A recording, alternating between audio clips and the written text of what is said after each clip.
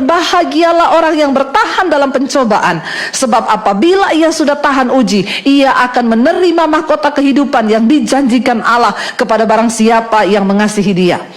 Kita semua, saudara, akan menerima mahkota kehidupan. Ya, mahkota kehidupan itulah yang akan diterima oleh orang-orang yang namanya juga tercatat di dalam kitab kehidupan. Tetapi ada syarat. Ya, untuk bisa menerima mahkota kehidupan itu apa yang harus kita lakukan? Firman Tuhan berkata, berbahagialah orang yang bertahan di dalam pencobaan, sebab apabila ia sudah tahan uji, ia akan menerima mahkota kehidupan yang dijanjikan Tuhan kepada barang siapa yang mengasihi Dia. Alkitab berkata berbahagia orang yang bertahan, bukan berbahagia orang yang menerima mujizat. Enggak, ayat ini tidak berkata berbahagia orang yang memperoleh jalan keluar dari masalahnya. Enggak, ayat ini berkata berbahagialah orang yang bertahan di dalam pencobaan. Kenapa saudara kita dikatakan berbahagia? Kita bisa bertahan di dalam pencobaan saja, itu sudah kebahagiaan dan anugerah. Ya, bagaimana ketika situasi yang sulit itu terjadi dan datang? Ya, firman Tuhan berkata bahwa di akhir zaman akan datang masa yang sukar, ya. Lah inilah masa-masa yang sukar itu. Seringkali kita itu mengerti firman, kita tahu firman, tapi ketika firman itu digenapi, kita tidak siap sebagai orang percaya. Kita bertanya, kenapa seperti ini? Padahal ini adalah bagian dari penggenapan firman Tuhan.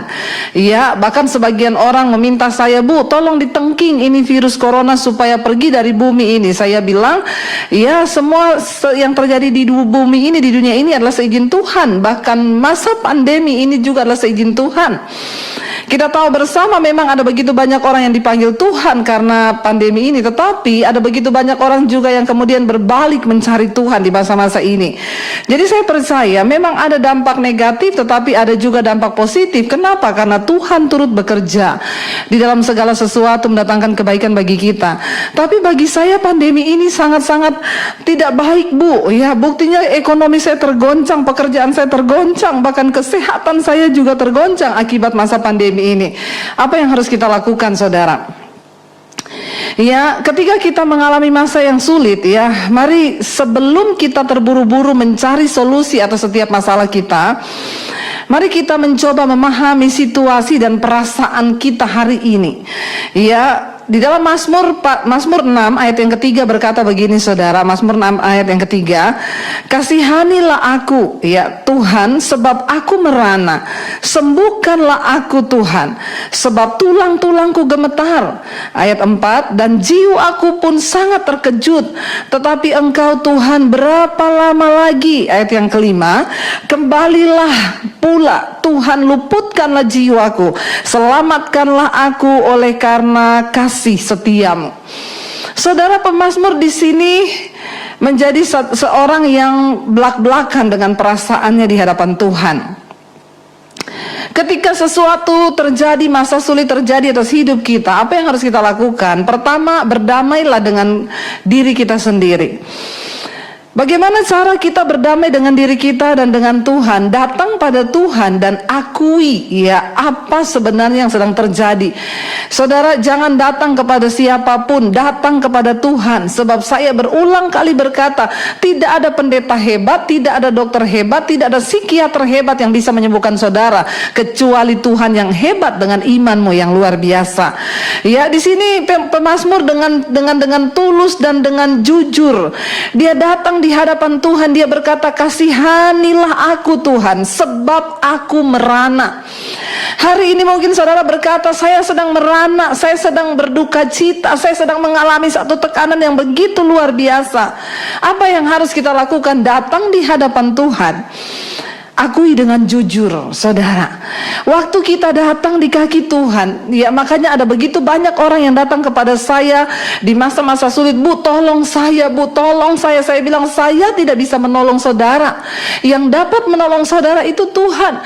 Bahkan Tuhan dapat melakukan hal-hal yang di luar nalar pikiran kita waktu kita datang dan sujud di kakinya.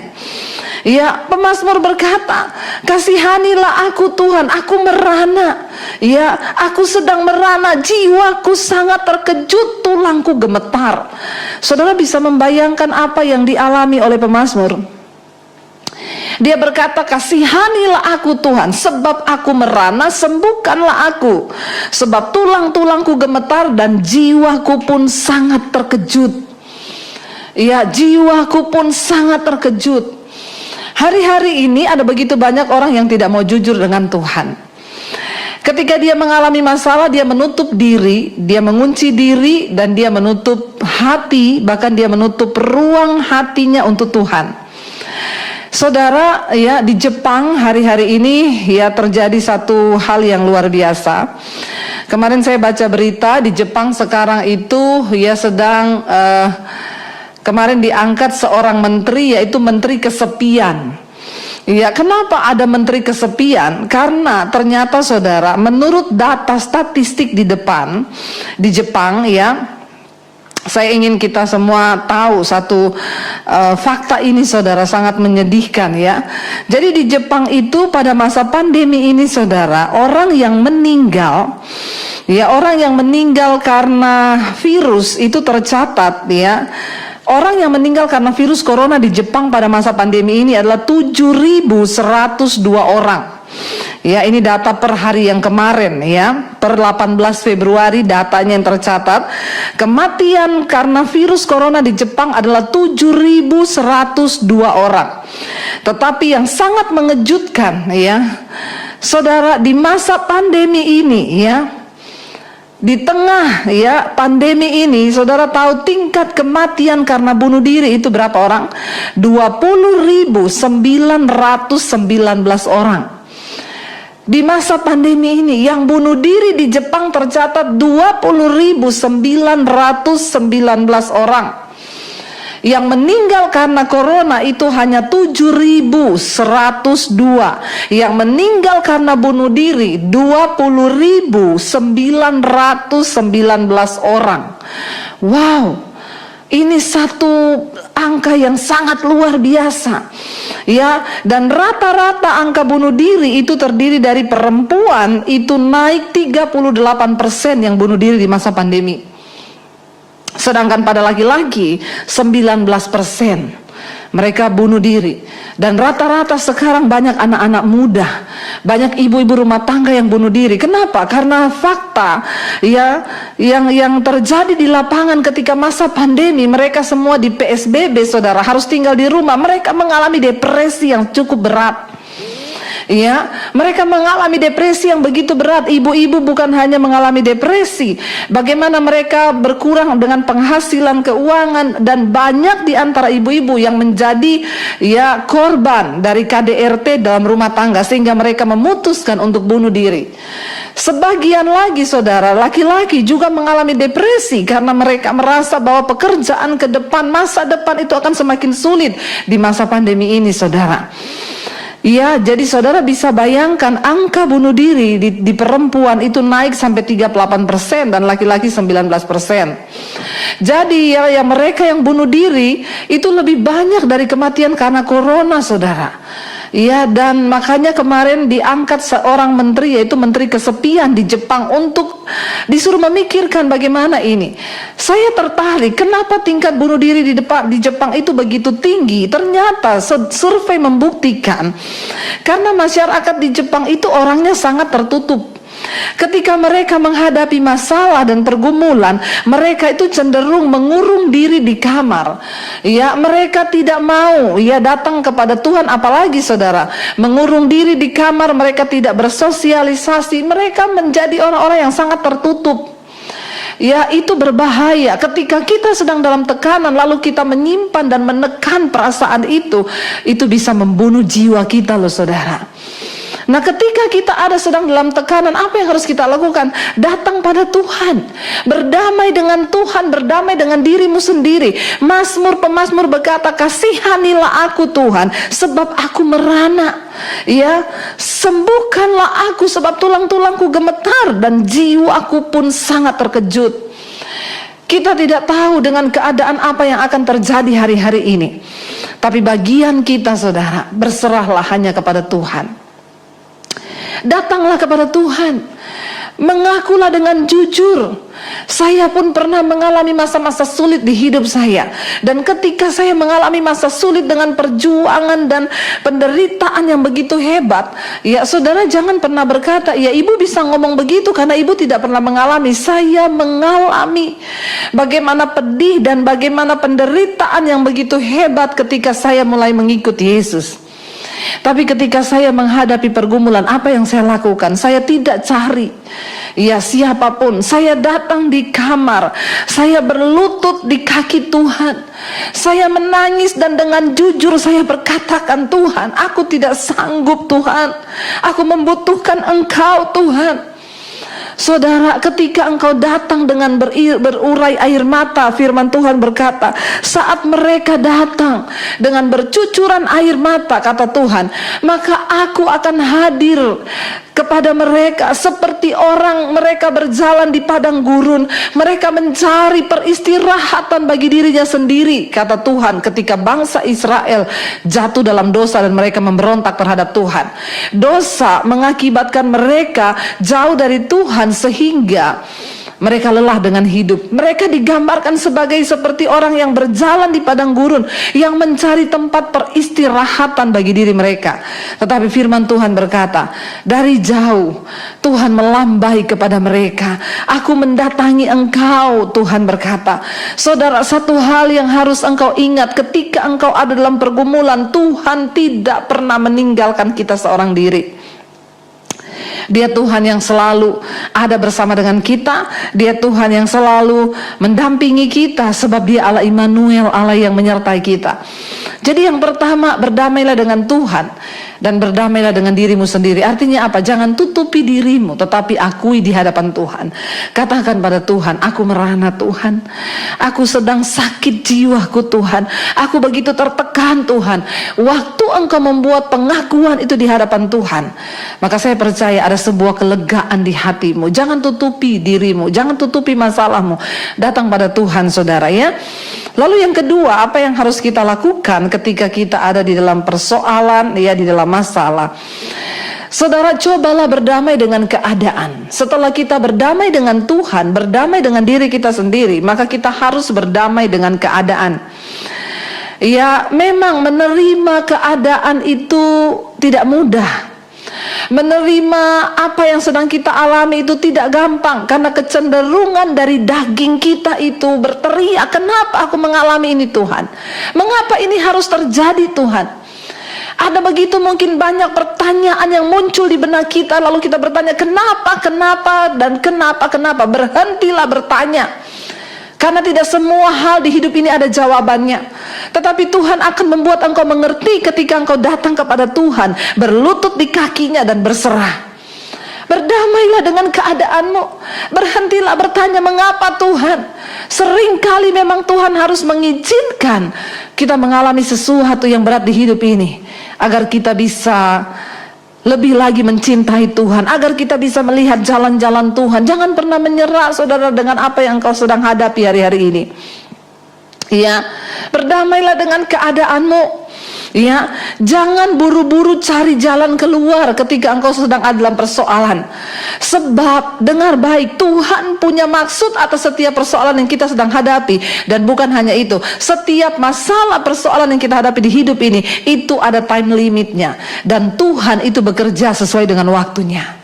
Percuma kita mau berteriak untuk dilepaskan, kalau ya belum sesuai waktu Tuhan, ya Tuhan tidak akan melepaskan kita. Makanya ketika orang datang kepada saya, Bu, doakan Bu supaya masalah saya cepat selesai, saya bilang tidak. Saya akan berdoa supaya apa? Engkau mengerti maksud Tuhan dari setiap persoalan yang kau hadapi. Jangan buru-buru minta jalan keluar. Yakobus pasal yang pertama ayat 12 berkata, berbahagialah orang yang bertahan dalam pencobaan, sebab apabila ia sudah tahan uji, ia akan menerima mahkota kehidupan yang dijanjikan Allah kepada barang siapa yang mengasihi Dia. Kita semua, saudara, akan menerima mahkota kehidupan. Ya, mahkota kehidupan itulah yang akan diterima oleh orang-orang yang namanya juga tercatat di dalam kitab kehidupan. Tetapi ada syarat. Ya, untuk bisa menerima mahkota kehidupan itu apa yang harus kita lakukan? Firman Tuhan berkata, berbahagialah orang yang bertahan di dalam pencobaan, sebab apabila ia sudah tahan uji, ia akan menerima mahkota kehidupan yang dijanjikan Tuhan kepada barang siapa yang mengasihi Dia. Alkitab berkata berbahagia orang yang bertahan, bukan berbahagia orang yang menerima mujizat. Enggak, ayat ini tidak berkata berbahagia orang yang memperoleh jalan keluar dari masalahnya. Enggak. Ayat ini berkata, berbahagialah orang yang bertahan di dalam pencobaan. Kenapa saudara kita dikatakan berbahagia? Kita bisa bertahan di dalam pencobaan saja, itu sudah kebahagiaan dan anugerah. Jangan buru-buru minta cepat keluar dari masalahmu, karena Tuhan punya rencana. Saya sangat luar biasa saudara melihat bagaimana Rasul Paulus mengajarkan tentang penderitaan. Ya, Rasul Paulus bilang, aku terlebih suka aku tinggal di dalam penderitaan, di dalam aniaya, di dalam tekanan. Terlebih suka aku tinggal dalam semuanya itu, kata Rasul Paulus, ya, supaya aku sungguh-sungguh bisa mengenal Kristus dan penderitaannya dalam diriku. Wow, ini tidak mudah. Tapi ketika kita mau berjalan bersama Tuhan, mari kita mulai memandang penderitaan itu dari cara pandangnya Tuhan. Ya, jangan terlalu banyak mengeluh saudara. Mari tetaplah bersuka cita. Justru penderitaan dan goncangan itulah membuktikan kemurnian iman kita. Kita bisa bilang Tuhan baik ketika keadaan kita baik. Kita gampang berkata Tuhan luar biasa waktu keuanganmu tidak tergoncang. Tapi ketika keadaan keuanganmu sedang tergoncang, ketika kesehatanmu sedang tergoncang, ketika ekonomimu sedang tergoncang, apapun sedang tergoncang, apakah engkau tetap mau berkata, Tuhan terima kasih buat semua anugerahmu? Karena terlebih itu saudara, ketika kita menderita karena kebenaran, firman Tuhan berkata, ingat, kita diberikan karunia bukan hanya percaya kepada Kristus, tetapi juga menderita bagi Kristus. Karena itu saudara, mari kita mau sungguh-sungguh berpegang pada firman ini. Ya, firman Tuhan berkata, berbahagialah orang yang bertahan dalam pencobaan. Ketika kita berdamai dengan Tuhan, ketika kita berdamai dengan diri sendiri, kita berdamai dengan keadaan, saya percaya, ya, kita akan lulus dari setiap ujian kehidupan kita. Dan ketika kita lulus, wow, bagi Tuhan menjawab semua persoalan hidup kita, bagi Tuhan memberikan mujizat bagi kita, itu hanya semudah Dia berfirman. Tapi yang menjadi sulit bagi Tuhan itu mengubah sikap hati dan cara berpikir kita. Karena itu mari kita mau sungguh-sungguh berkata, kami mau mengasihi Engkau Tuhan. Ya, kami mau Tuhan sungguh-sungguh, ya, untuk menerima segala yang terjadi di hidup kami sebagai sebuah keputusan Tuhan. Bagian kami adalah menjalaninya. Bagian kami adalah tetap mempercayai firman Tuhan. Dan ingat satu hal saudara, Tuhan tidak pernah membiarkan kita dicobai melampaui batas kekuatan kita. Ketika kita dicobai, maka Alkitab berkata Tuhan akan memberikan kita jalan keluar sehingga kita dapat menanggungnya. Ya, ingat saudara, Tuhan tahu batas kekuatan saudara dan saya. Sampai di mana batas kekuatan kita, Tuhan tahu. Saya mau tutup dengan sebuah cerita. Satu kali ada seorang muda yang bijaksana, dia datang kepada seorang bapak tua pembuat perhiasan emas. Anak muda yang bijaksana ini memesan sebuah cincin dan dia berkata, Pak, saya meminta Bapak untuk menulis satu kalimat di cincin ini yang akan menyimpulkan, karena Bapak umurnya sudah lanjut, ya, dan Bapak berbahagia. Saya ingin dari satu kalimat yang Bapak tulis di cincin saya itu mewakili satu pernyataan dari kehidupan Bapak sampai di masa tua ini. Itu merupakan satu kesimpulan, sebuah kalimat yang sangat berarti yang akan saya pakai untuk saya renungkan seumur hidup. Lalu bapak tua ini saudara, lama dia berpikir apa kalimat yang akan dia tulis di cincin itu. Sampai satu kali dia menemukan sebuah kalimat yang dia rasa cocok. Lalu dia tulislah di cincin yang melingkar itu sebuah kalimat yang bertuliskan begini, bahkan ini pun akan berlalu. Lalu ketika dia serahkan cincin itu, anak muda yang bijaksana itu menerima cincin itu dan membaca tulisan itu. Ya, saya kan meminta kalimat bijak, tetapi kenapa dia menulis bahkan ini pun akan berlalu? Lalu dia, karena dia tahu, ya pakai aja walaupun dia tidak tahu apa maksudnya. Satu kali ketika anak muda ini mengalami penderitaan yang begitu berat, lalu tanpa sengaja dia melihat cincin yang ada di jarinya, dia membaca tulisan, bahkan yang ini pun akan berlalu. Tiba-tiba dia menjadi sadar, saya tidak perlu terlalu bersedih. Kenapa? Karena semua penderitaan di hidupku satu saat akan berlalu. Saudara, waktu ini terus berputar. Kalau saat ini Anda sedang diizinkan mengalami pencobaan, tetaplah bersyukur, jalani dengan iman yang teguh. Kenapa? Karena penderitaan itu satu saat akan berlalu. Ketika satu kali dia sudah lepas dari penderitaannya, dia sedang diberkati, dia sukses. Satu kali ketika dia sedang berpesta, bersenang-senang, dia membaca cincin yang ada di jarinya dia yang bertuliskan, bahkan ini pun akan berlalu. Dia jadi sadar bahwa kesenangan yang aku nikmati saat ini satu saat juga akan berlalu. Dan itu membuat dia sadar, dia tidak lupa diri dengan semua kesenangan. Seringkali manusia ketika diberkati, keadaannya semua baik, lupa diri dengan Tuhan. Makanya seringkali Tuhan mengizinkan goncangan itu datang untuk membawa kita kembali kepada Tuhan. Dan ketika dia membaca tulisan itu, apa kesimpulannya saudara malam hari ini? Waktu engkau sedang diberkati, sedang dalam keadaan yang senang, keadaanmu baik-baik saja, jangan lupa diri, tetaplah ingat Tuhan. Kenapa? Karena masa kesenangan itu satu saat akan berlalu. Sebaliknya ketika engkau sedang ada dalam penderitaan, tekanan yang berat, ingat satu saat itu pun juga akan berlalu. Tuhan sudah terlalu baik bagi kita saudara. Sungguh besar kasih karunia-Nya bagi kita. Mari saudara, kita mau sungguh-sungguh menghargai apa yang sudah Tuhan buat bagi kita. Hari-hari ini rasanya semakin mencekam saudara ya. Ya, apa yang kita dengar hari-hari ini, gelombang virus naik saudara ya, bahkan banyak varian bertambah-tambah ya, akan terus bertambah dan bertambah.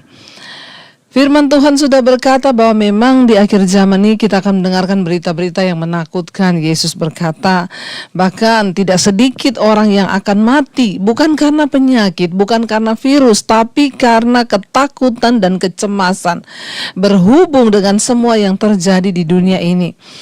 Seperti yang kita dengar setiap malam di acara Mesbah Doa, banyak yang konseling, ibu saya sesak napas, ndak ada sakit, tapi tiap hari saya ketakutan sampai dada saya sesak.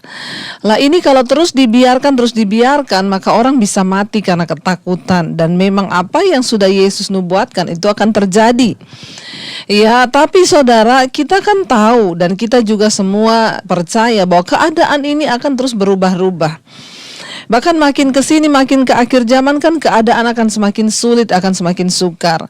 Bahkan akan semakin banyak perubahan yang bahkan kita tidak sadari dan kita nggak bisa kendalikan dengan kekuatan kita akan terjadi. Nah, ketika itu terjadi, lah bagaimana kita bersikap? Yang terpenting di sini itu adalah ya iman dari orang-orang kudus. Bagaimana kita melihat semua ini?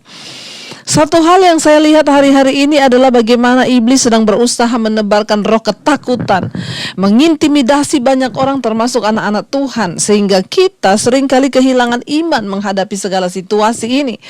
Tapi hari ini saya mau saudara kita semua belajar ya betapa berbahayanya ketakutan kalau kita tidak berperang melawan segala ketakutan itu saudara ya. Firman Tuhan berkata di dalam 2 Timotius pasal yang pertama ayat yang ke-7 ya. 2 Timotius 1 ayat yang ke-7 firman Tuhan berkata, sebab Allah memberikan kepada kita bukan roh ketakutan, melainkan roh yang membangkitkan kekuatan, kasih dan ketertiban. Jujur saudara, ya dengan adanya pandemi ini semuanya rasanya saudara berubah.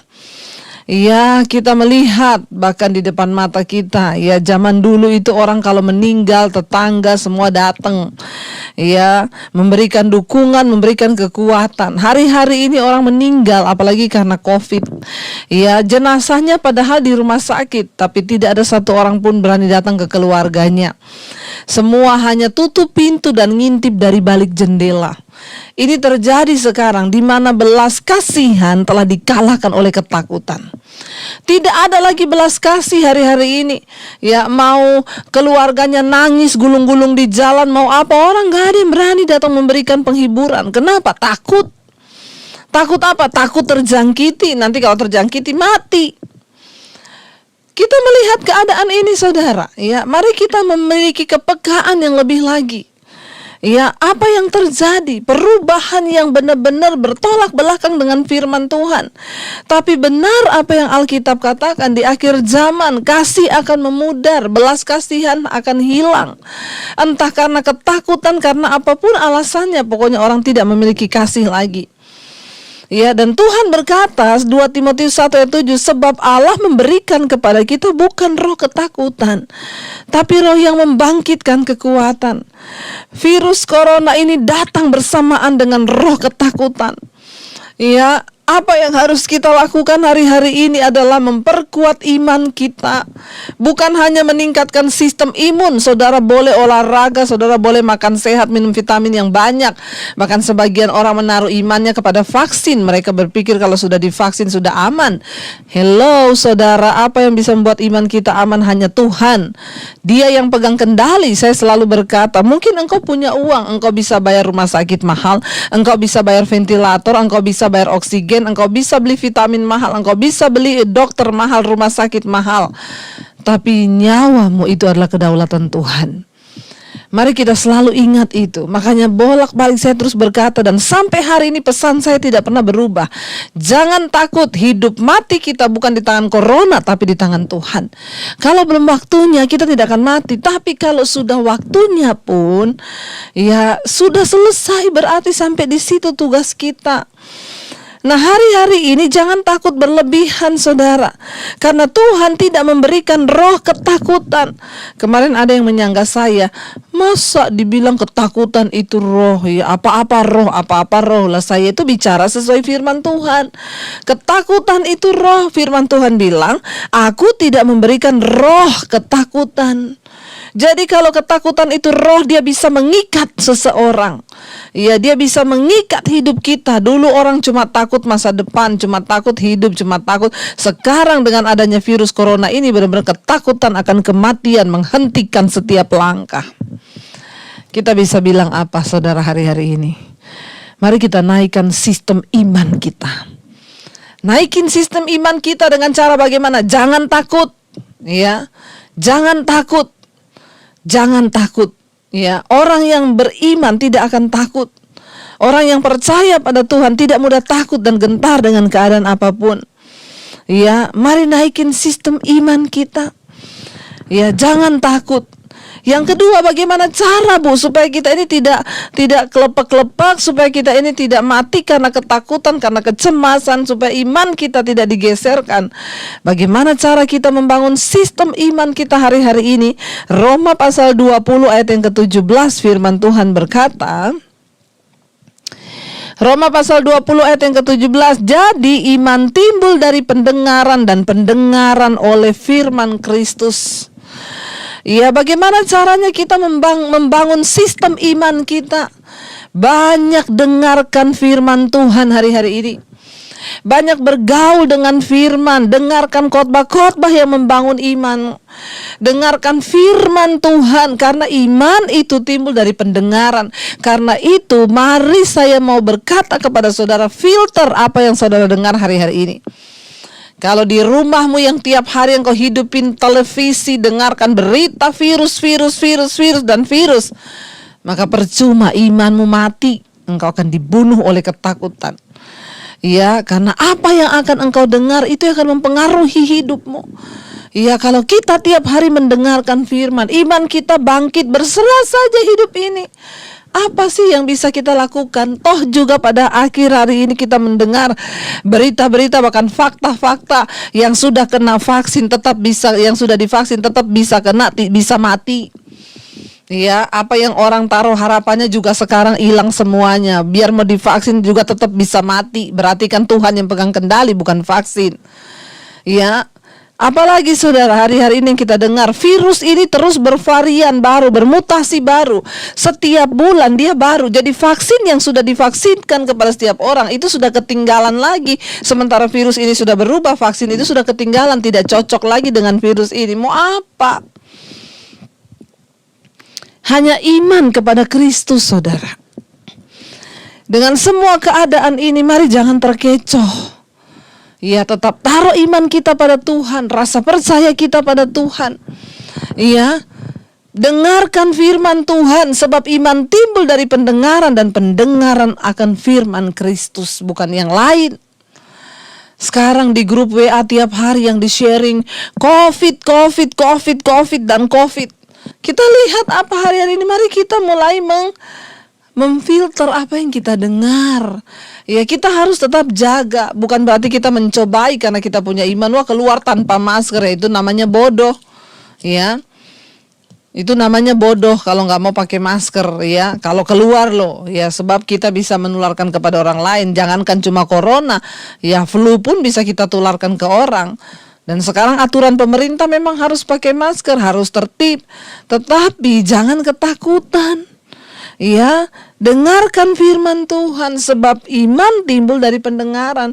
Jadi tolong di grup itu yang saudara share itu firman. Setiap hari saudara bersuka cita, setiap hari bangun sistem imanmu. Sebab firman Tuhan bilang hati yang gembira itu obat yang manjur. Hati yang gembira obat yang manjur, ya. Naikkan sistem iman dengan cara apa? Dengar firman Tuhan. Kalau saudara dengar yang menakutkan, maka Ayub pasal 3 ayat 25 berkata, ya ini bahayanya kalau saudara terus mendengarkan berita-berita yang menakutkan. Ya, sel tubuhmu juga akan terpengaruh, semuanya terpengaruh. Bahkan bukan cuma itu, ya keadaan akan mempengaruhi sesuai dengan apa yang kau takutkan. Ayub pasal 3 ayat 25 berkata, karena yang kutakutkan itulah yang menimpa aku, dan yang kucemaskan itulah yang mendatangi aku. Ya, Ayub bilang, yang kutakutkan itu yang menimpa aku, yang kucemaskan itu yang mendatangi aku. Kenapa itu bisa terjadi? Karena sesuatu yang kita takutkan itu sama dengan kita imani dan percayai. Sesuatu yang kita cemaskan itulah yang kita imani dan kita percayai. Kalau yang di pikiran kita hanya itu terus, maka itu kan berarti yang kita percayai. Ya, apa yang aku takutkan itu yang menimpa aku, dan yang aku cemaskan itulah yang mendatangi aku. Mari kita sungguh-sungguh hari-hari ini benar-benar hanya mendengarkan firman saja. Ya, mari kita mau terus percaya bahwa iman kita harus bertumbuh hari-hari ini. Bagaimana cara iman bertumbuh? Setan itu tahu. Kalau kita banyak dengar firman, kalau kita banyak baca firman, iman kita akan tumbuh. Makanya dia selipin saudara hari-hari ini. Ya, dengan virus di grup isinya semua cuma virus. Mari kita beritakan kasih Tuhan, kuasa Tuhan yang lebih besar, dan ingat Tuhan yang pegang kendali atas nyawa kita, Dia yang berdaulat. Jangan biarkan ketakutan saudara menguasai hidupmu, sampai kita sesak napas bukan karena sakit tapi karena ketakutan. Dan ingat, apa yang aku takutkan, kata Ayub, itulah yang menimpa aku. Apa yang aku cemaskan, itulah yang mendatangi aku. Ya, biar kita hari-hari ini mau terus saudara hidup di dalam perkenanan Tuhan. Kita mau mengejar apa yang berkenan kepada Tuhan. Jangan biarkan imanmu lemah, jangan biarkan kakimu goyah. Ya, tapi datang pada Tuhan. Dengarkan firman. Setiap hari bukan hanya engkau mendengar firman, engkau memperkatakan firman. Ya, aku percaya kuasa-Mu lebih besar Tuhan. Aku percaya bahwa Engkau Tuhan yang ajaib, yang adil, Engkau Tuhan yang luar biasa. Engkaulah gunung batuku, kubu pertahananku, Allahku yang aku percaya. Engkau yang tidak akan membiarkan kakiku goyah, tetapi Engkau Tuhan yang akan menyelamatkan aku. Perkatakan firman Tuhan saudara. Dengarkan dan perkatakan, sebab iman timbul dari pendengaran, dan pendengaran akan firman Kristus. Jangan biarkan pendengaran kita diisi oleh hal-hal yang negatif setiap hari. Mari kita dengarkan firman Tuhan. Mari kita banyak mendengarkan firman, mendengarkan sesuatu yang menjadi kekuatan sehingga iman kita dibangun. Ya, terus tumbuhkan imanmu, timbulkan imanmu, bangun imanmu di atas dasar yang paling teguh, yaitu Kristus. Ya, dan jangan biarkan saudara iblis menipu kita, sebab Tuhan tidak memberikan roh ketakutan kepada kita, tetapi roh yang membangkitkan kekuatan kepada kita. Ya, terus berkatakan yang positif, terus berkatakan yang baik hari-hari ini. Lalu kalau begitu apa yang harus kita lakukan saudara supaya iman kita ini naik, sistem iman kita naik? Mazmur 27 ayat yang ke-14 berkata, nantikanlah Tuhan, kuatkanlah dan teguhkanlah hatimu, ya nantikanlah Tuhan. Kita sedang ada di masa-masa penantian hari-hari ini, kita sedang menantikan Tuhan. Ya, kita sedang menantikan kedatangan Tuhan. Mungkin kita sedang menantikan pertolongan Tuhan. Mungkin kita sedang menantikan campur tangan Tuhan. Kita sedang menantikan jawaban dari Tuhan. Apa yang harus kita lakukan hari-hari ini agar iman kita bangkit dan sistem iman kita naik? Nantikanlah Tuhan. Di dalam proses penantian itu, kuatkanlah dan teguhkanlah hatimu. Akan ada hal-hal yang membuat iman kita tidak kuat dan menjadi lemah. Akan ada hal-hal yang akan membuat iman kita tidak teguh tetapi tergoncang dan tergoyah. Ya, tapi firman Tuhan ini berkata, nantikan Tuhan, kuatkan dan teguhkanlah hatimu. Jangan mau digoyahkan. Di dalam proses penantian kita hari-hari ini, kuatkan iman kita. Teguhkan iman kita, perkatakan, aku percaya Tuhan, aku kuat sebab Tuhan yang menopangku. Lawan setiap serangan iblis hari-hari ini yang mau melemahkan iman saudara. Ya, setiap hari pikirannya nanti kena COVID, nanti kamu kena COVID, nanti kamu kena COVID. Ya, kalau sudah ada perkataan itu, perkatakan, aku percaya Tuhanlah perlindunganku. Mungkin sekalipun aku kena, ya aku tahu aku pasti disembuhkan. Kalau belum waktunya aku mati, aku tidak akan mati. Tapi kalau sudah waktunya, kepada Tuhanlah aku menyerahkan roh, jiwa dan tubuhku ini. Nantikan Tuhan hari-hari ini saudara. Kita semua sedang dalam proses penantian. Menanti kedatangan Tuhan itu yang terpenting, ya. Menanti pengangkatan, pembebasan tubuh kita ini. Saya tidak mau saudara di waktu-waktu penantian ini saya lalai dan tidak berjaga-jaga, ya. Maka ya kita akan kedapatan sebagai orang-orang yang akan tertinggal. Ya, kemarin ada seseorang yang menelpon saya, dia bilang, Bu Debbie, saya mimpi Tuhan datang, Bu. Dan kita semua terangkat, Bu. Waktu saya di dalam mimpi itu mengalami pengangkatan, yang pertama saya mau lihat pendeta siapa yang ada di dalam pengangkatan ini. Dia berkata, saya melihat ada ibu di sana. Ya, saya bilang, puji Tuhan, ya. Terus doakan. Karena ngeri saudara kalau kita tertinggal. Ya, kita akan mengalami masa antikris, ya. Dan itu adalah masa yang sulit dan keselamatan hanya akan bisa dibayar oleh darah sendiri. Selama masih ada waktu, hari-hari ini kita sedang menanti-nantikan kedatangan Tuhan. Mari kita terus kuatkan iman kita. Bangun sistem imanmu. Dengarkan firman hari-hari ini. Saudara hanya banyaknya hari-hari ini harus banyak bergaul dengan firman Tuhan. Perkatakan firman itu, renungkan firman itu, dan biar firman itu yang mengambil alih kehidupan kita, bukan sesuatu yang lain. Ya, biarlah kita hari-hari ini mau terus berkata, Tuhan aku kuat, aku mau menantikan Engkau, meneguhkan hatiku, ya, dan menjadi kuat di dalam Engkau. Teguhkanlah dan kuatkanlah hatimu, nantikanlah Tuhan. Jangan pernah menyerah saudara. Bahkan mungkin hari-hari ini mungkin saudara sedang mengalami sakit. Ya, biarlah engkau memperkatakan, Tuhan aku menantikan Engkau. Ya, aku menantikanmu Tuhan. Dan aku mau imanku tetap kuat dan hatiku tetap teguh di dalam Engkau. Mungkin di antara saudara sedang menantikan, ya, mengalami masalah yang pelik hari-hari ini dalam keuangan. Saya tahu ada begitu banyak orang yang sedang mengalami banyak persoalan dan masalah hari-hari ini. Tapi inilah waktu-waktunya justru kita harus semakin mendekatkan diri dengan Tuhan. Karena kita tidak pernah tahu apa yang akan terjadi ke depan. Ya, dunia, bumi ini sedang digoncang. Supaya tertinggal satu umat yang tidak tergoncang. Dan biar Tuhan dapati kita tidak tergoncang, iman kita tetap stabil di dalam Tuhan. Karena kita adalah orang-orang yang mau terus membangun sistem iman kita naik. Ya, naik dan naik. Kenapa? Karena kita mendengarkan firman. Karena kita mendengarkan Alkitab. Kita mendengarkan suara Tuhan. Dan itulah yang akan membangun dan membuat iman kita timbul senantiasa. Jangan biarkan imanmu tenggelam hari-hari ini. Bangunkan dirimu, bangunkan imanmu. Ya, biar iman kita timbul bukan tenggelam. Sebab ya, iman timbul dari pendengaran dan pendengaran akan firman Kristus. Saya percaya ya, ketika kita berulang tahun itu tandanya bahwa kita semakin dewasa di dalam Tuhan. Di dalam umur kita semakin berdewasa, kita semakin bertumbuh, kita semakin tentunya menjadi matang di dalam karakter kita.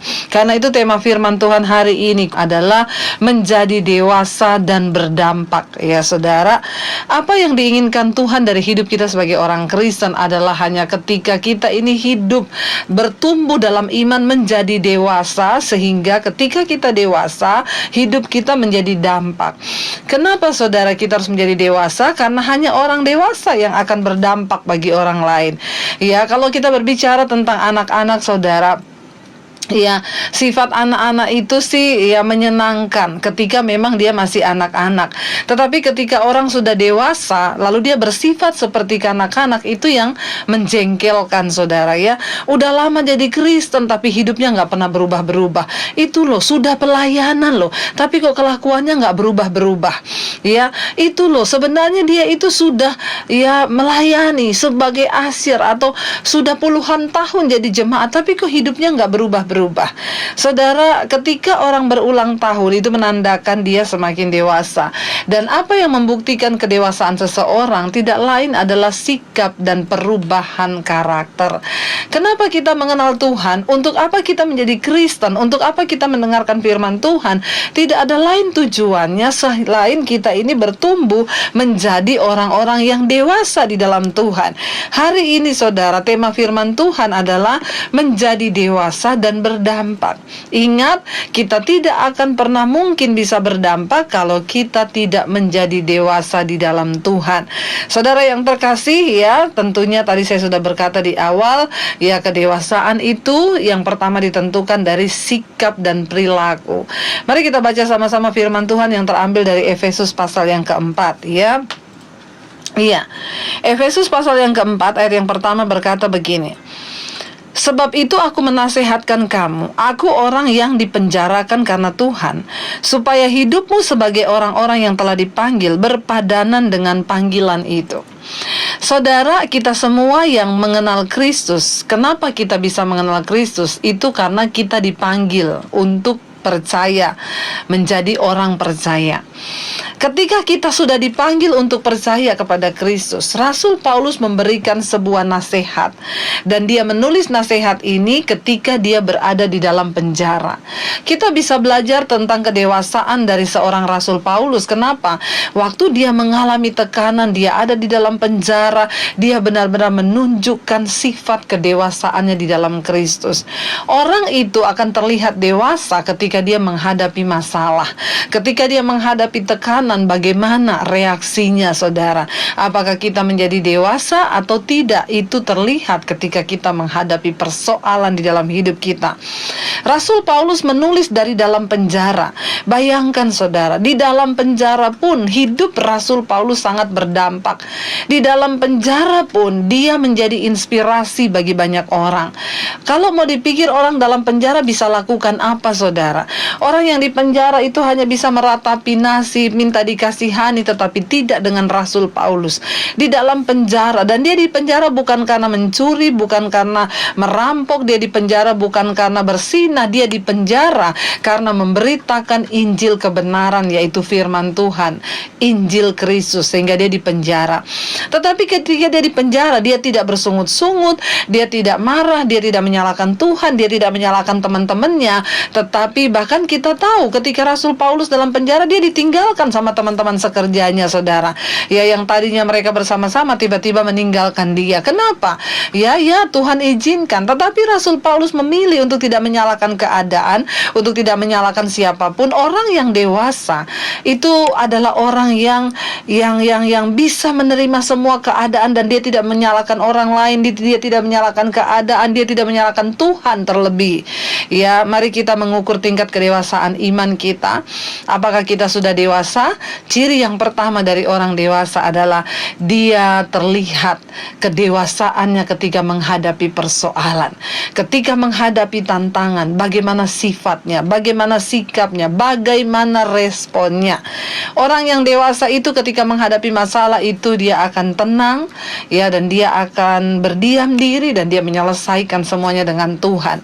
Rasul Paulus dari dalam penjara berkata begini, ya, karena itu aku sebagai orang di penjara akan karena Tuhan, ya, aku menasehatkan kamu, kata Rasul Paulus, supaya hidupmu sebagai orang yang telah dipanggil berpadanan dengan panggilan itu. Ini nasihat dari Rasul Paulus. Bagaimana kita ini bisa mengalami kedewasaan dalam iman, bagaimana kita bisa mengalami kedewasaan di dalam Tuhan. Yang pertama adalah, mari kita semua yang sudah dipanggil, kita yang mengaku percaya kepada Kristus, kita yang mengaku menjadi orang Kristen, itu artinya kita semua adalah orang yang sudah dipanggil. Ya, berapa banyak saudara yang merasa sudah dipanggil oleh Tuhan untuk mengenal Dia? Ya, setiap orang yang percaya itu dipanggil, saudara. Cara untuk kita mengalami kedewasaan dalam iman kita, yang pertama, di sini firman Tuhan berkata, ya, orang yang telah dipanggil supaya hidupmu sebagai orang yang telah dipanggil berpadanan dengan panggilan itu. Pertanyaannya, kita ini dipanggil untuk apa? Kita dipanggil untuk percaya kepada Kristus. Dan ketika kita percaya kepada Kristus, itu artinya kita mempercayai firman-Nya. Kita mempercayai semua kebenaran yang diucapkan Kristus. Dan salah satu cara untuk hidup kita berpadanan dengan panggilan itu ialah apa, saudara? Kita ini hidup sesuai dengan firman Tuhan. Tidak ada yang lain. Ciri orang yang dewasa dalam iman itu hidupnya berpadanan dengan firman Tuhan. Artinya apa? Kita berusaha terus melakukan firman sehingga hidup kita diubahkan, karakter kita diubahkan, dan ketika hidup diubahkan oleh firman, karakter diubahkan oleh firman, cara berkata diubahkan oleh firman, disitulah terlihat kedewasaan kita sebagai orang yang sudah dipanggil untuk percaya kepada Kristus. Ya, jadi kalau hari ini ada orang berkata, saya Kristen, Bu, tapi saya nggak melakukan firman, berarti Anda tidak hidup berpadanan dengan panggilanmu, dan engkau belum menjadi manusia yang dewasa di dalam Kristus. Karena orang yang dewasa itu hidupnya berubah, cara bicaranya berubah, semua hal dalam hidupnya itu berubah. Karena itu Rasul Paulus berkata, ketika kamu masih kanak-kanak, aku berbicara kepada kamu seperti kanak-kanak.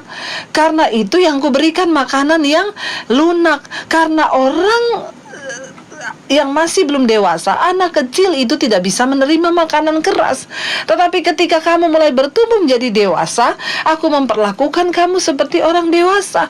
Aku berbicara sebagai orang dewasa. Karena itu orang yang sudah percaya Yesus, dewasa dalam Tuhan, tidak mudah tersinggung, ya, tidak mudah tersakiti hatinya. Kenapa? Kita hidup berpadanan dengan panggilan kita, yaitu apa panggilan kita? Menjadi serupa dengan Kristus. Iya, bagi jemaat yang hari ini, apakah kita sudah menjadi jemaat yang serupa dengan Kristus? Ataukah kita hanya hidup menjadi orang Kristen yang tidak pernah mengalami perubahan? Ya, dikit-dikit ngambek. Itu anak-anak, saudara. Anak-anak itu ya kalau pengen mainan temennya nggak dikasih, nangis dia, ngambek dia. Ya, tapi kita, saudara, orang yang sudah dewasa dalam Kristus, kita menyelesaikan semua persoalan kita dengan cara yang dewasa. Kita melakukan semua hal dengan cara yang dewasa. Kenapa? Karena kita orang yang dewasa. Bahkan orang dewasa itu nggak mudah tersinggung. Mari, saudara, langkah pertama untuk kita ini bisa menjadi orang yang dewasa dan berdampak adalah biarlah hidupmu berpadanan dengan panggilanmu. Yaitu apa panggilan kita? Menjadi serupa seperti Kristus. Yang kedua, firman Tuhan ini berkata, Efesus 4 ayat yang kedua, hendaklah kamu selalu rendah hati, lemah lembut, dan sabar. Tunjukkanlah kasihmu dalam hal saling membantu. Ciri-ciri karakter dewasa.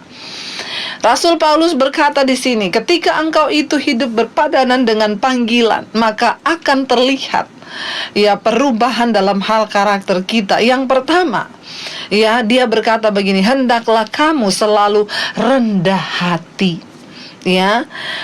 Rendah hati itu, saudara, bukan yang diomong-omongin. Ada orang yang berkata begini, saya ini rendah hati loh. Itu namanya sombong. Orang yang rendah hati itu enggak ngomong-ngomong, saya ini rendah hati loh. Enggak, orang yang menilai apakah kita ini rendah hati atau tidak, itu orang yang menilai.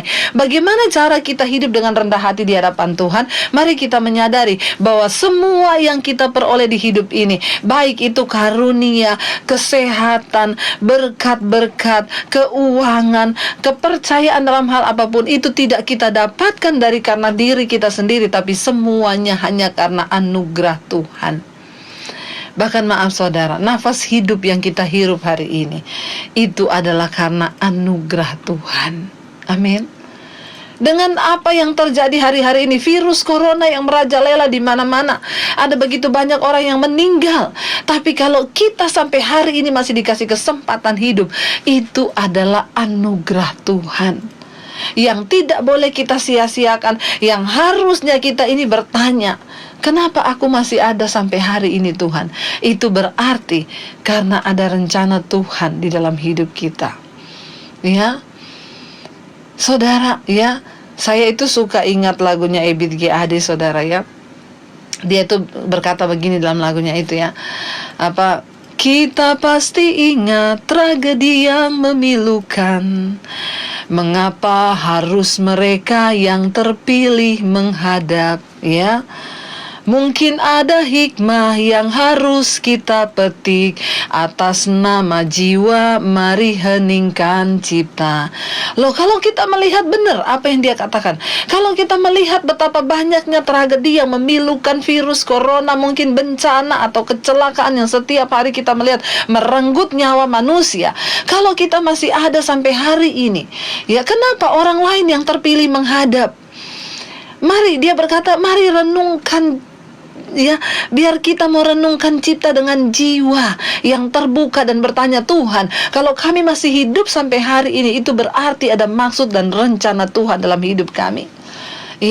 Mari kita hidup dengan rendah hati, bahwa semua yang kita ada hari ini, apapun yang kita sedang nikmati, itu bukan berasal dari diri kita, tapi dari Tuhan.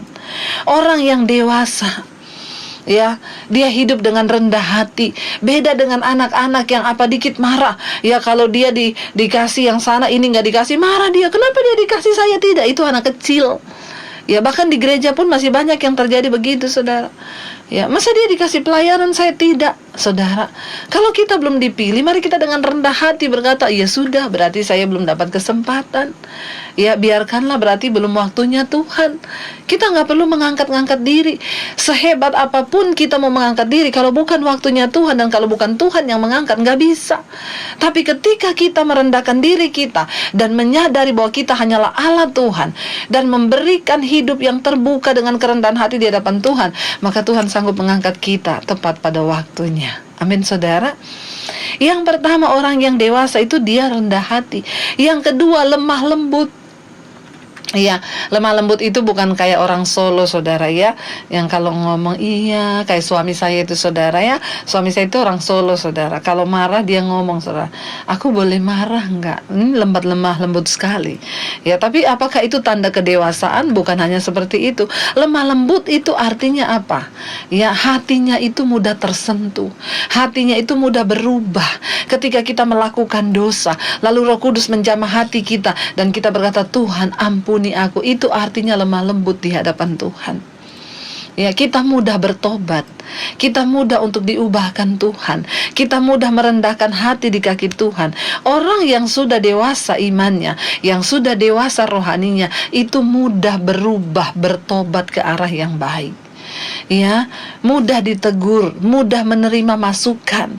Kenapa? Karena ada begitu banyak orang yang tidak mudah menerima masukan, saudara. Kalau ditegur marah, tersinggung, padahal kita niatnya baik.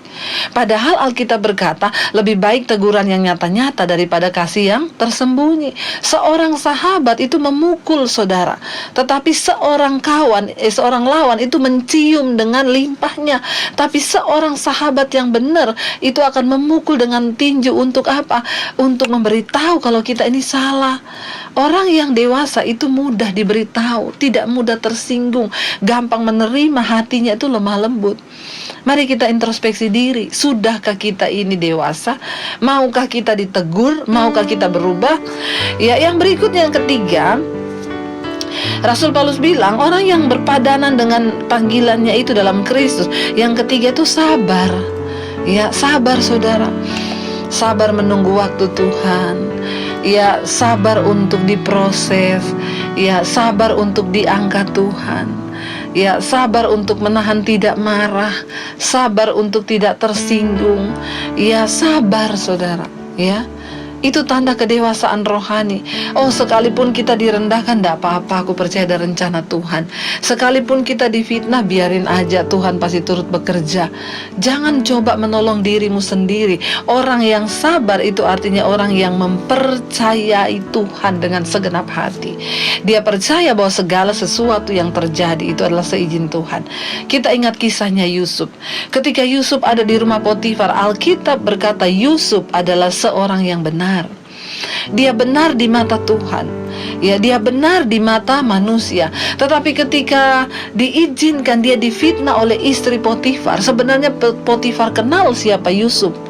Yusuf adalah seorang yang takut akan Tuhan. Dan karena Potifar tahu Yusuf takut Tuhan, makanya dia berani mempercayakan seisi rumahnya kepada Yusuf.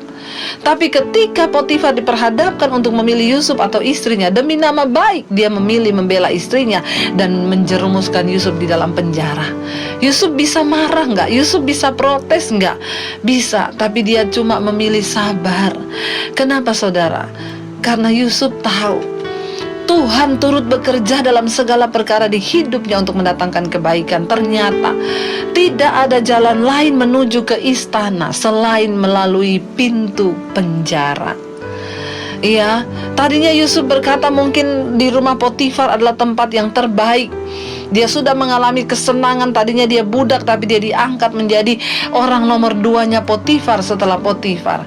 Tapi Tuhan tahu tempat terbaik Yusuf bukan di rumah Potifar, tapi di istana raja. Bagaimana cara Tuhan membawa Yusuf masuk ke istana? Lewat pintu penjara. Lalu dia ketemu dengan pencampur minuman raja, menerjemahkan mimpi. Tuhan itu turut bekerja. Karena itu bagian kita sabar. Sabar tunggu waktu Tuhan, sabar dan percaya bahwa tidak ada yang terjadi dalam hidup kita yang terjadi secara kebetulan. Tuhan itu turut bekerja dalam segala perkara untuk mendatangkan kebaikan di hidup kita. Percayalah saudara, tidak ada yang terjadi secara kebetulan. Tuhan itu turut bekerja mendatangkan kebaikan. Tidak ada jalan lain menuju ke istana selain lewat pintu penjara. Orang yang sabar, orang yang gampang menerima segala keadaan, karena kita percaya ketika kita tetap hidup dalam kekudusan, kita lakukan bagian kita, hidup dalam ketaatan pada Tuhan. Semua proses yang terjadi, kita dihancurkan, kita direndahkan, kita difitnah, itu akan membawa hidup kita naik dan Tuhan sedang membentuk kita. Karena itu firman Tuhan berkata saudara ya, Tuhan itu membentuk orang yang dikasihinya. Justru kalau kita tidak pernah dibentuk, saya curiga kita nggak dikasihi Tuhan. Jadi orang yang dewasa, orang yang sabar menghadapi penderitaan. Saya doakan supaya jemaat di tempat ini semua dibentuk Tuhan, supaya terlihat kedewasaan imanmu. Yang belum dibentuk Tuhan, biar dihajar Tuhan. Amin. Bilang amin dong saudara. Jangan hanya mau berkat, dan berkat. Kita mau dihajar Tuhan. Kita mau berani berkata, ujilah aku Tuhan, cobalah aku Tuhan, selidiki hatiku dan batinku, biar engkau temui aku ini kedapatan berkenan di hadapanmu. Itu ciri orang yang dewasa. Dia sabar mengalami penderitaan. Dia sabar menghadapi setiap tekanan. Dia sabar menghadapi setiap pergumulan di hidupnya, karena dia tahu Tuhan itu Tuhan yang turut bekerja mendatangkan kebaikan di setiap kehidupannya. Saudara, di sini dia katakan yang terakhir, orang yang dewasa itu tunjukkanlah kasihmu dalam hal saling membantu. Ciri orang yang dewasa berikutnya itu dia tidak memikirkan dirinya sendiri. Kita lihat anak kecil itu, saudara, kalau dapat makanan, ya dia tahan buat dirinya sendiri, dia lari jauh-jauh. Lalu anak kecil yang lain akan datang merampasnya. Ciri orang yang dewasa di dalam iman dan rohani, dia tidak hidup bagi dirinya sendiri, dia mau berbagi dengan orang lain. Ya, apakah engkau sudah menjadi jemaat yang dewasa dan berdampak bagi banyak orang? Ya, orang yang dewasa itu ditunjukkan dari kasihnya di dalam hal saling membantu.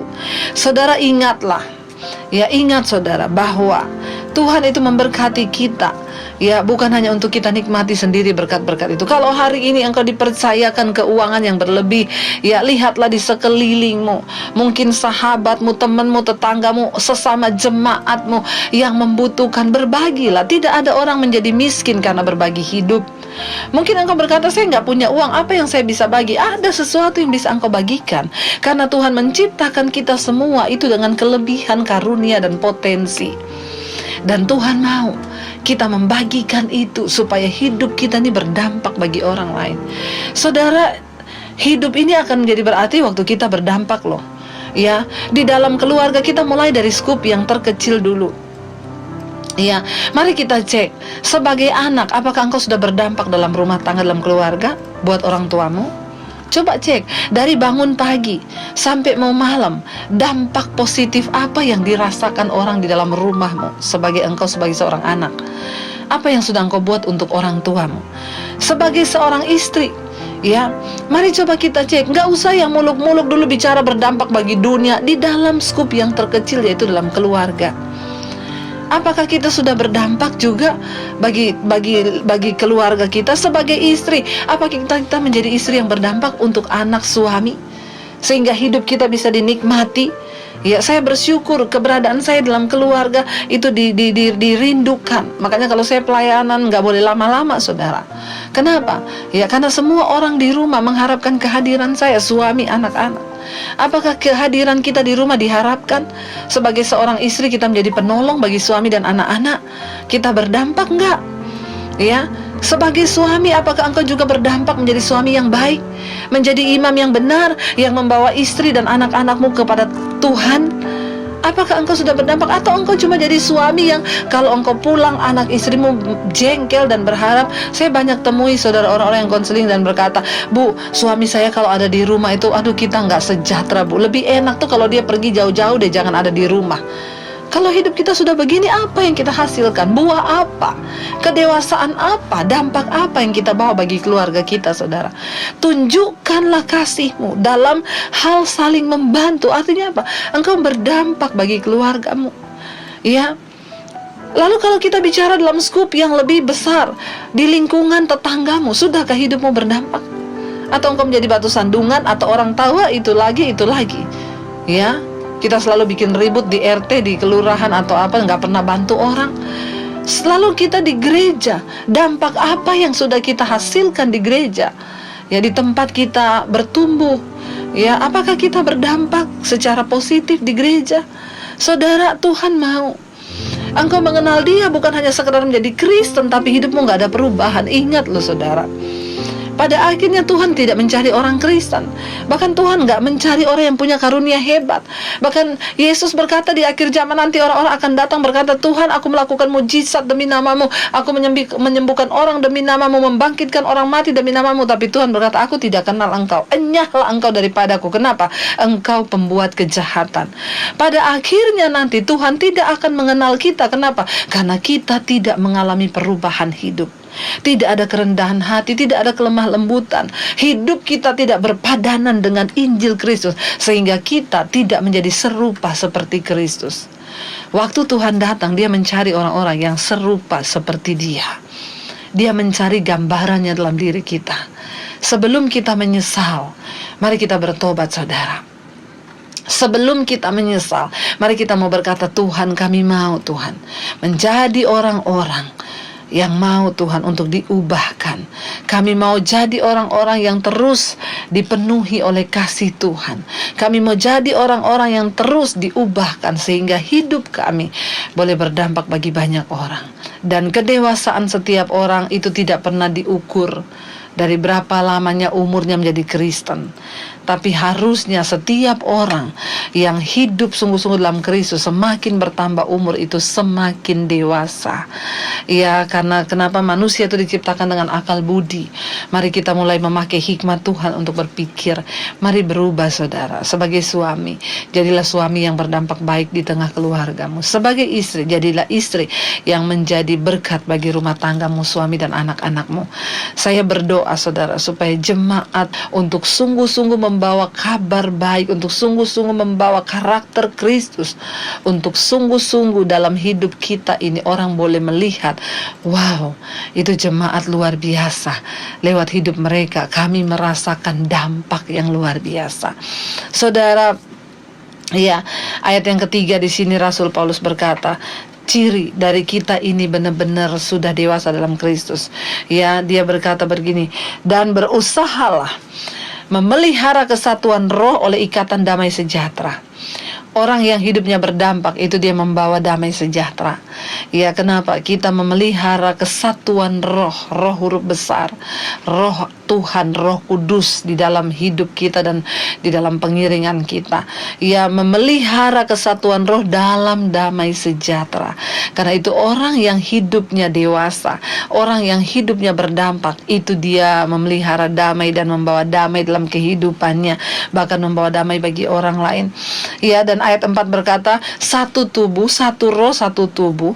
Ya, dan satu roh sebagaimana kamu dipanggil kepada satu pengharapan yang terkandung dalam panggilanmu.